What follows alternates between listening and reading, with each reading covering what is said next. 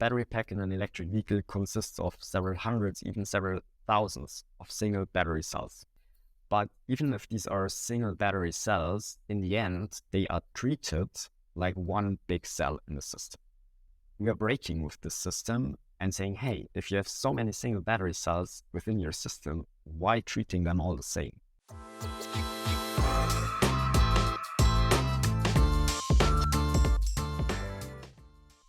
Welcome to Startup Knockout. I'm your host, Timo Higgs. Today on Startup Knockout, we've got Niclas, CEO and co-founder of Bavertis. Bavertis is disrupting the electric vehicle battery market, massively extending vehicle range and battery lifetime. And Niclas is going to tell us all about how they're doing it today. Niclas, thanks for coming on Startup Knockout. Hi, thanks for having me. Wonderful to have you. And we're going to jump right in to the personal stuff. Can you give us the story of how you and Manuel decided to go in on a startup together? Yeah, sure. Like basically after high school, our ways kind of split up because he moved on with the technical stuff and I decided to go into the management stuff. The vice president of the university he was doing the PhD was giving him the hint that he's doing some really cool stuff on the technical side, and if he would not be interested, maybe to apply for a public grant that in the best case would end up in a startup. And that was the first match, and we were going deeper into the topic and talking about it, what we need to do. And that was basically the beginning of Bavertis. And how long was it just the two of you? How long did you wait until you went and found more co-founders? Basically, during the application for this public grant we got, it was only the two of us. But even during this first stage, we figured out quite fast that there are two blind spots in the game, and that was a specialist for hardware development and a specialist for software development. So we were pretty sure that we would need those two competences in the core team. So we started already during the application process looking for people who would fit into the team and could fill these blind spots. And yeah, during this first year of where we didn't really start with the project, but still had time to complete the team, we found in the end Lukas Obkircher and Michael Hohenecker. Lukas is taking care of the hardware development. He was the former head of hardware at Kinexon, also a German tech startup. And on the software side, we have Michi, who is a former Ruder and Schwarz employee, and he already had a rough idea about the system we were working on, and he is specialized in embedded software development, which is a very specialized part of software development. But in the end, they got recommended by other friends, so there was an easy connect and a good fit for the team. And how did you bring them in? So what were you... Was it difficult to convince them to come into this? I imagine they had promising careers in front of them, as you did. I've seen your bio. Was that tough, or were they in right away? Let's say with Lukas, it was kind of easy. He was already like growing with Kinexon, and he was always interested in the startup ecosystem, and that was in the end the reason why he even joined Kinexon. And he was always looking for the opportunity to not only be an employee of a startup, but in the best case also found a startup himself. So he was excited from the very first moment. With Michi, it was pretty much the same story. He was not really looking into the startup ecosystem or specifically watching for a position in a startup. But he's, as a software developer, he was looking for like challenges and really building a new environment and having the chance to work freely on what he's doing. And that's actually exactly what we can offer with our technology, because it's super new. There's not much existing yet. And he has like the whole field of freedom and creativity in front of him. And that was in the end what convinced him to join the founders team. Now this stems from Manuel's PhD work, is that correct? That's correct. So Germany has often been stereotyped, typified, if you like, as having amazing research, but they're not so fantastic at taking those research and bringing them to market and making them a viable business. Why were you able to make this jump where some others might not be able to? We do not really have this input problem. So we have great education, we have super smart people, they're doing great research, and there's lots of innovation ongoing. And the problem is that there is not much output coming from this in a startup and economic perspective. And the point why we made the step finally was, on the one side, a little push from the vice president of the University of Forest Arms in Munich, who was talking to Manuel and giving the hint of if he would not like to start a startup. That was the one point. But the second important point is that there is this public grant existing called Forschungstransfer that gives you really, really a great opportunity to take scientific research and kind of try it out during the public grant time and then make a really decent decision if you really want to take it into the industry. And this Forschungstransfer was basically the last point which convinced us to start the journey and to set up the project, and in the end also found the company. The Exist research transfer, the money you got from it, this was meant to be money for a proof of concept. Was it enough? Was it substantial enough that you felt you wouldn't have any trouble getting to a proof of concept? Yeah. So when we were working on it, we figured out that it's possible in the time to build a POC during the grant time. And we were even like over fulfilling our goals so that we were a bit faster than our planned timeline and had a working prototype at the beginning of last year, which was like a super nice success, and we were super happy with it. And that led in the end to the point that we applied for some additional funds at this Exist Forschungstransfer, and were able to prolong the runtime for our side. Do you think this whole thing would have happened if Manuel had not got that push from the vice president? That's hard to say. I would say probably no, because even like there is tons of public grants available, like on a European base, or national base. But if you're not really into the topic and proactively looking for such grants and funds, it's almost impossible to find them, and especially find a match of what you want to do and what they can provide you.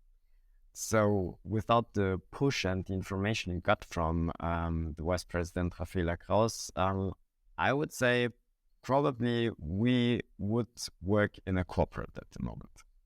This is one of those things I see as necessary for Germany in moving forward, is making these things less dependent upon you've just got that good person in your life who's given you that nudge forward, and making it more institutionalized so that when there's good research, the resources come and find them rather than them having to go and find the resources. Absolutely. I would absolutely agree on this. Let's talk a little bit more about some of the resources you've tapped into. So I'm seeing a lot, actually, of these sorts of programs. So there was the Exist one, the EIT Urban Mobility, the Global Entrepreneurship Center, Xpreneurs. Tell us a little bit about your experiences with these, how they help to move you forward. In the first days, they helped us a lot with basically external input. So they were looking at our pitches, they were giving feedback on how to do it better or on which points you should improve. And also like hand over proper information on how to build a business model, how to write a business plan, and give all the information you kind of know that you need to have these documents and that you need to work on these points. But as soon as you start working on them on your side, it doesn't take much time until you get in a kind of funnel and into your own world. And then it's super important to get like external views and external feedback on how to improve it, because that helps you a lot to make it understandable for other people. And that's in the end the most important point, that also other people understand what you're doing, what you're aiming for, and what your goals are in the end. So that was like the first step we made from the perspective of supporting programs. And then the deeper you go into the process and the further you move, for different stages, there are different programs available. And the last one we attended was the Expreneurs program. It's a part of the Unternehmertum ecosystem, let's say. And it helps startups that are either during or in the funding process or shortly before to further improve what they're doing and to in the end get them investors ready. And also provides you with a huge network, not only in the Munich startup ecosystem, but also beyond this, like on a national and even partially on a European base. Is there anything that you found that these accelerator programs were not doing enough of that you think the German startup community or these programs in particular needs to do more of for Germany's community to compete globally? The programs itself are great. They have a great setup. They are very structured. They provide you basically with the information you need. What I would say is lacking a lot in the German system, that especially the mindset of entrepreneurship. So me as a management student, when we were learning stuff, like the baseline was always an existing company that was running quite well, and then you made your calculations and working for your strategy and working for your marketing, but you never start on scratch. From my perspective, the mindset of startups and being self-employed and building your own company is something that is almost totally missing during the whole university education. This as an only point is not enough, because on the other side, of course, you need a good product, an outstanding product, and a product that is technically better or is providing better input than previous products. And that's why there must always be a connection between tech and management. And creating this connection as early as possible provides the opportunity that already the students know in the first place that it's not only the corporates who provide you with jobs, but that there is also the possibility to be self-employed and build your own company. And that's the major point. So in the end, when you're finishing your studies, at least you have an idea how to build a company and with whom you should build the company. In a lot of large MBA programs that are aimed at internationals, so we're talking Harvard Business, even the one at the University of Toronto where I'm from, they all have modules on entrepreneurship. I know that there is a module on entrepreneurship at the Munich Business School, but that's a private MBA program. I've not yet heard of entrepreneurship modules in MBA programs at the large public universities here in Germany. And if anybody out there is listening and knows of one, I really love to get that information. Let's talk about your tech. What your tech is meant to do is drastically increase battery range and battery life. Tell us first, though, what do you see as the problem with normal electric vehicle batteries? A battery pack in an electric vehicle consists of several hundreds, even several thousands of single battery cells. But even if these are single battery cells, in the end, they are treated like one big cell in the system. To make the vehicle work is on one side, you need a charger, but on the other side, to make use of the electricity within the battery pack and power your motor, there is an inverter needed to translate basically the DC signal, which is coming from the battery, into an AC signal to make it usable for the motor. As a third necessary device, you have a battery management system that overwatches in the end the battery and is measuring the current and the voltage and temperature, and in the end is responsible for showing you how full or empty the battery is, and especially is responsible for avoiding unwanted conditions, like the worst case scenario is always setting the battery on fire because it's overheated. So this is like one of the core responsibilities of the system to avoid this not too nice situation. And what we are doing is, in the end, we are breaking with the system and saying, hey, if you have so many single battery cells within your system, why treating them all the same?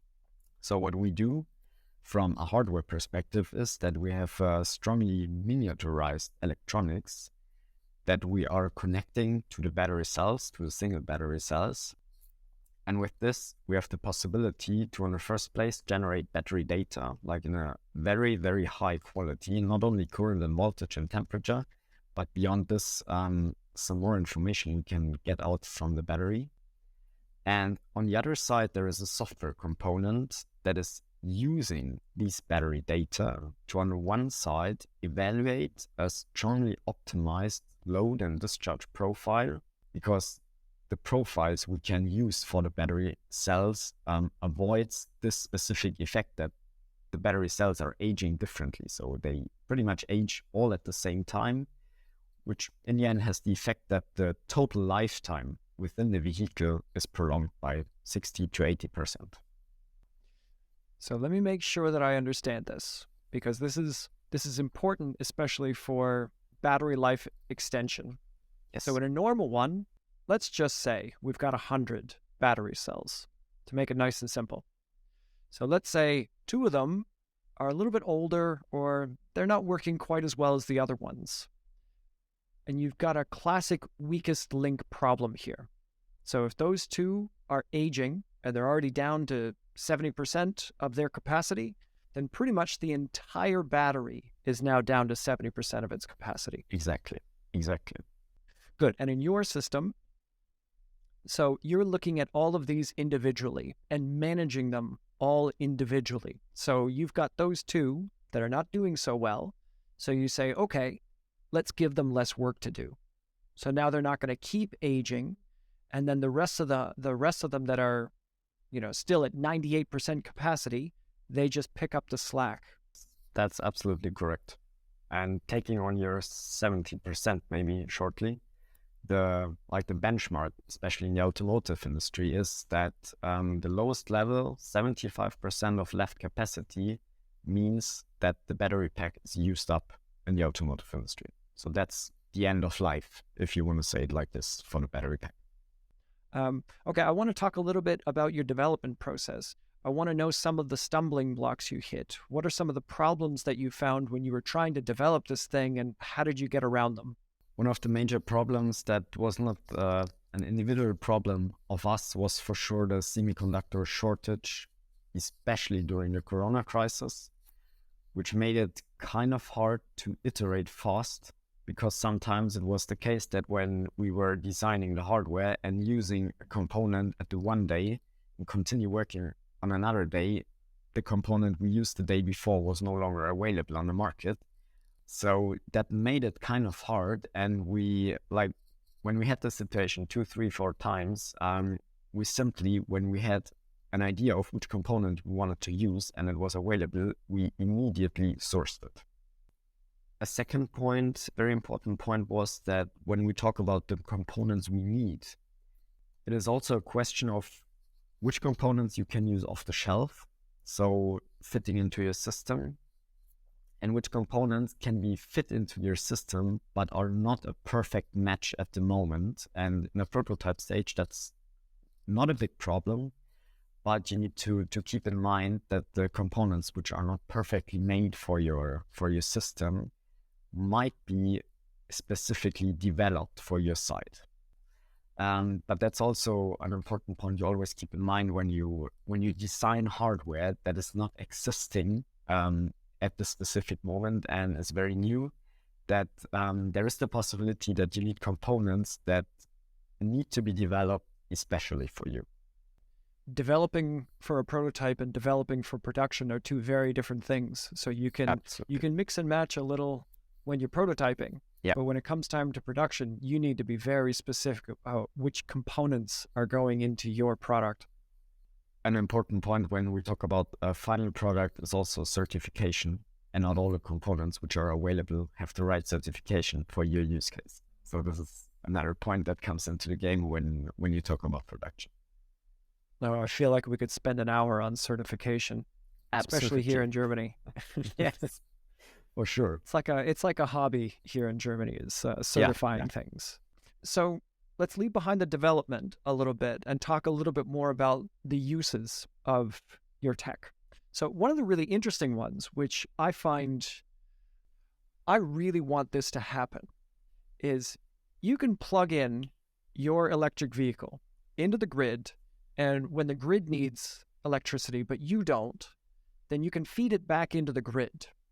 And your batteries are going to make this so much more possible than is the case right now with electric batteries the way they are. So tell us a little bit about how you want to bring this into market and how ready is the grid to receive this electricity from the electric vehicle batteries. The grid is ready for this because the grid is per se like a two-way system. Because if not, it would not be possible to transfer like the energy from the power plant to your home in the end. It is not really a grid problem, but it's rather a problem that on one side has technical restrictions at the moment, because the conventional systems and the conventional electric cars we have on our streets at the moment, they are not made for such an approach, because when you charge them, then the electricity is kind of locked up in the car, so you can use it for going from A to B, but there is basically no way to get the electricity out again. And our system makes it easier in a way, as we, in the end, with our system, you have a software-defined battery. So the software decides for which use case, for which application you are using your battery. So from a technical perspective, for us, it's easier to implement such a system. And this is why we would like to see this in the future implemented in cars. And on the other side, what makes it hard to implement such an idea is that also regulations come to the game. Who is regulating this new system in the end? Like, who's taking care of from which car or which cars are used at this specific moment, for which specific provider they are working at the specific moment? So there is lots of regulatory stuff behind this you need to keep in mind to make such or to implement such a system in a large scale. So this will be a challenge for the future. Mm-hmm. I imagine a very large problem here is building in reliability for all parties involved. So the grid needs a certain amount of reliable energy it can take out of electric vehicles before this becomes a priority. But then on the other side, you, as an electric vehicle owner, need reliability that you know when you want to go and drive your car, it's going to be ready for you and to do the things and go as far as you want to go. So I imagine, as you said, with the regulatory environment, this is going to take a little while, right? Absolutely. And that's why we, in the end, always talk about smart grids. So there must be an intelligence part in such a system that makes sure that the car is available for the owner when he needs it, and that there is like also an influence from, in the end, the owner of the car to make sure that the car is only used in a way he's allowing. If I had an electric car and I was feeding electricity back into the grid, most of that, 99% of it maybe, can be done with AI, especially if I have a very predictable routine. So I go to work every morning, Monday to Friday, Saturdays and Sundays. Maybe I might take an hour-and-a-half long trip down to the mountains or to go and do something with the family or meet some friends. And you'd have some sort of software where you can say, I'm about to do something that's outside of my routine, and that's where you go and take control. But for all the rest of the time, the AI can handle that, right? Yeah, absolutely. And we know quite some companies who are working exactly on such systems, who have kind of predictive, like user predictions of how they are going to use their cars to optimize in the end the total energy demand for electricity. It's a very exciting world. Now let's talk a little bit more about some of the other players. In our pre-interview, you mentioned that there are some other people who are working on similar technologies to yours. Some of them are fairly big players, though we don't know how many resources they're putting into these projects. My first question is, do you see this as a zero-sum game? where the first to market wins? I would say he will win the major share of the market with his technology, because in the field we're active, speed is key to success. Not to be underestimated is how much faster startups can be than big players, because big players might have a lot of resources, but the startup mindset where you feel like the fire is right behind you and you need to move fast or you'll fail, that's very hard to bring into a large company when all you're offering people is a salary. Exactly. So my hopes lie with you. Thanks a lot. So let's talk about your next step. So right now you're knee deep in your second generation prototype. What for you is really important about this prototype, and what's going to be your next stage after that? The next prototype is closer to an industrial application. So it needs it works with a different form of batteries. It has more abilities to generate battery data. Another point is that it's also able to handle more power, because when we talk about like a laboratory approach, power is not so important. But if you think about the electric cars on the streets, we always talk about a power of maybe on average 100 kilowatts, and that you have like a decent feeling while driving, let's say. And the laboratory prototype was not really on a power level that was handling such a feeling, let's say. And this next generation is able to handle higher power and work on an average electric car. So this is another point. And what is also super important, especially when we talk about the automotive industry, is always cost. So what's the price for your system? And this next generation was strongly focused also on decreasing the cost of the components we are using, and also making it from a volumetric perspective smaller and also lighter, because weight is still a major point when you're designing an electric car. So the lighter and the smaller the components you're providing are, the better it is for the system. So exciting times ahead for you guys. Absolutely. Okay, so that's going to take us away from our conversation about your tech and finish up with our game, our win, lose, or draw game. Niclas, are you ready to play win, lose, or draw? Absolutely. Let's go for it. Awesome. So here's our first win, lose, or draw for you. Win, lose, or draw: new sales of gas-powered vehicles becoming illegal EU-wide in the next 10 years. I would say it's a loss, even if we are very active in the battery electric vehicle market. It's always important to have a decent transition, not only for the economy, but also for the people, and be still open-minded to technologies to keep the economy working, and making such hard decisions on only one side of the technology, at least in my opinion, this does not necessarily helps the whole system. So that's a very economic answer, but I would probably lean in your direction. Next one: win, lose, or draw: a partnership or merger of Bavertis with one of the biggest car makers. We're talking like Ford or Honda or Mercedes. Would be an absolute win, because what we can provide is an agile, a smart, and a super motivated team.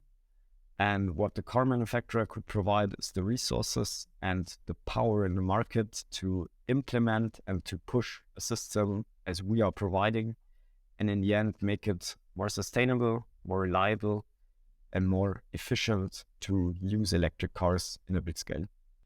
Okay, last one. Win, lose, or draw: EVs becoming cheaper. Charging, we're talking purchase, maybe even disposal, will be cheaper than the lifetime of a vehicle if you buy gas-powered. Yes, I would say yes, definitely. Because when we talk about especially how to power them and implement and include the renewables on a small scale, so people are able to generate their own electricity, that's basically power for free. And in the long run, when this is on a large scale for everyone available, then also mobility and especially the electric cars will become cheaper than the gas-powered one. because actually I know no one who's generating his own gasoline in his garden, for example, but I know a lot of people who are generating their own electricity on their rooftop. It's a fair point. Actually, my brother-in-law does that. He has photovoltaics on his roof and an electric vehicle, and he will never pay for petrol again. Yeah. Living the dream. Exactly. Then, that brings us to the end of Win, Lose, or Draw, and to the end of our episode. So, Niclas, this was very enlightening. I picked up a lot from this, and thank you so much for coming on the show. I really appreciate you coming. Thanks a lot for having me. It was a lot of fun, and hopefully see you next time. So thanks to everyone for listening and watching, and that's all from us at Startup Knockout. We'll see you next time. That was our talk with Niclas Lenaut. Remember to subscribe to our YouTube channel so you can get every video that we make, and make sure to come and find us on social media. Take care, everyone, and we'll see you next week.